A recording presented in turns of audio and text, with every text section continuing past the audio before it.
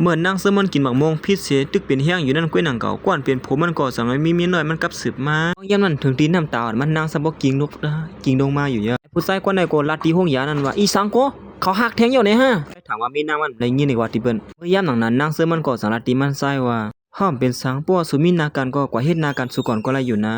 เมื่อยามหนังนั้นมันไส้ก่อสังไรมาลัดตีมีนางมันนั่นถามว่ามีนางมันฮู้เกียรติมันไหนกว่าหากเอ้ยสู้เขาย่ำหนังไหนในที่ห้องการเฮามีลงสู้ยุงอีกนึงดีกว่าที่ห้องการเฮากำนึงกำเฮงเฮาติปอกมาหาสู่ขึ้นกวยไหนยาว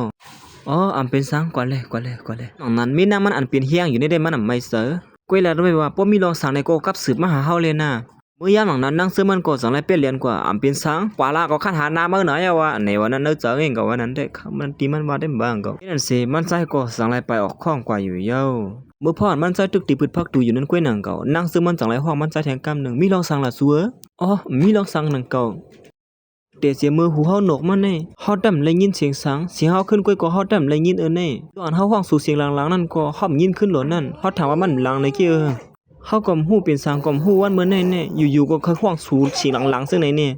ยามหนังนั้นมันใจก็สังไรไปปอกมาหาขึ้นมีนางมันเสมาหอมแก้มมันนางมีนางมันนึงกำอยู่ยอดโอนาผักไอ้ดอกแก้มเจอเจ้าก็สังไรลาตีนั่งซื้อมันว่าอย่าไปไม่เสือลองในมอยาเขาลาดว่าอยู่ซื่อหือหูสูนในบางเผามันตีลีมากขึ้นอยู่ก็เป็นไรในนั่นมีที่ตั้งดีมากขึ้นอยู่นะมันแจ่มหูที่เต็มหูมีนางมันสมบูรณ์ดีมากหือหน่อยเย้า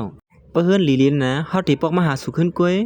นางเสือมันก็กันขี่กันอยู่สิจอมันใจอยู่เย้าเฮ็ดอันเสมันใจก็เลยลองตามเสือตีมีนางมันสิไปออกข้องกว่าอยู่เย้าตอนตานางซื้อมันก็นางสีห้องไห้อยู่ห้างก็เหลียวมันเย้าก็สังไรลาดขึ้นมาว่าเฮาเตรียมป้าเฮาสู่เลยปอกมาหาเฮาซึ่งไหนหรอเมื่อเหลียวหูเฮาเลยยินขึ้นกุดซื้อก็ลองก้วยกะเฮาได้ออกกว่าที่นจัดปานสุยาวันนะยานั้นมันนางก็สังไรมานางลงกว่าที่เพิ่นเข้านั่นเสลาดขึ้นมาว่าวันเมื่อในเฮาวนว่าเป็นตากข้าวกำนึนชุดเตียนเฮาได้เลยกินซ้ำกันแน่ก้วยกะตากข้าวกำนึนชุดดอนก้อยก็สวมเลยอยู่กินซ้ำเฮาเฮ็ดนั่นเสมันนางก็สังไรกินข้าวอยู่ห้างก็เหลียวมันกินเสวนมือพ่อนมันเป็นเพกึ่งกลางแลผมมันไม่เจอตอนตามมันนั่งปีเสือซึ่งนั้นผมปัดทางมือพ่อนเขาหักกันซึ่งนั้นตอนยามนั้นผมมันนั่งสังนัดว่าสมาสุดเตรียมเลยยินเสียงเฮาเสียต้านในก็เฮาติอยู่ซ้ำสู่กว่าต่อสู้นะในอยู่ยาก็สังไรวนหันมือพ่อนผมมันเลยไม่น้อยมันอยู่ซ้ำกันนั่นเสียเฮ็ดให้มันนั่งเสือเกียนแข็งขึ้นมากขึ้นยามนั้นมันนั่งก็สังไรเอาข้อมูลเกี่ยวกันถอกเปียดเสียเตียวในกว่าเนื้อเกกังเฮาเลยตั้งสู่ก็ตัดขาดกันทีในยะนางก็สังไรเห็นคู่เห็นเลี้ยงมันเสียไปออกมือเฮือนกว่าอยู่ยาวยามหนังนั้นมันนั่งกอดสังไรวนถึงบ้านมือพ่อนเขาตึกมือซื้อจมกันหุ่มตั้งโผมันนั่นเห็นนั่นเสมันนั่งกอดสังไรเอาแค่พังเตะไว้บังแขกเขาเสมาเผาเบ็ดกำเหลียวอยู่เย้ามือในแกเห็นนั่นเสมันนั่งกอดสังไรไปออกนอกเฮือนกว่าอยู่เย้าเหมือนมันนั่งฮอดมาถึงตั้งเตอนั่นก็ปวดเท้าเขาเลยตั้งเม็ดเท้าเขาซ้ำโปมาเปิดมันนั่งอยู่เย้าเฮ้ยลันยิ่งเอ้ยปวดเท้าเม็ดเท้ามาหับเย้านะเห็นนั่นเสมันนั่งก่อนเน็ตเลียนกว่าหาปวดเท้าเลยตั้งเม็ดเท้าเขากำเหลียวอยู่เย้า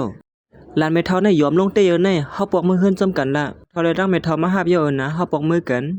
เฮ็ดอันเสมันนั่งก่อสังไรขึ้นก้าวกว่าซ้อมปดทอเลยเมทัลเขานั่นอยู่เยอะบางนั้นตอนตาผมมันนั่งก่อสังไรตักมาสู้มันนั่งลองมันนั่งเป็นจื้อพองอันมือไกลนั่นในอยู่สุดถ้าหาสู้เขาอีสั่งนั้นในปติปอกมือเฮือนอยู่เยอะว่าเนสุเขาเป็นมีนางเฮาน่ะเฮากดตักสู้เขาอยู่ค่อยเขายับหนังไหนนั่นเขาเปียกเปิ้งไม่สู้เขาฮู้ก็ผู้หญิงก็ในก็สังนัดว่ามาเผาก็เขาเด็กใกล้ๆหูแล้วเฮาตั้งสองก็ค่อยยกกอบกันนั่นน่ะเมื่อยามหนังนั้นมันใจกอดสังไรบ่นถึงข้อความลัดมีนางมันวันนึงมาสูลืมเฮากว่าเลยมีผู้หญิงต่างก็ที่เฮ็ดซึ่งหือไหลเมื่อยามหนังนั้นมันเลยละติมีนางมันว่ามันตื่นเป็นความไรหรอเฮาตื่นเตรียมเฮ็ดซึ่งนั้นเฮาก็ลัดเปิงแตกมันไหนกว่าเฮาว่าแน่มันใจก็สั่งว่าพวกเป็นซึ่งนั้นมาเต้ๆแน่สู่ก็ไปออกกว่าเฮเฮาจอมหาสู่ติแล้วก็อย่าไปเฮาหาเลยนะเมื่อยามหนังนั้นมันใจก็เปลี่ยนเปิงเสือแฮงมาเต้ๆว่า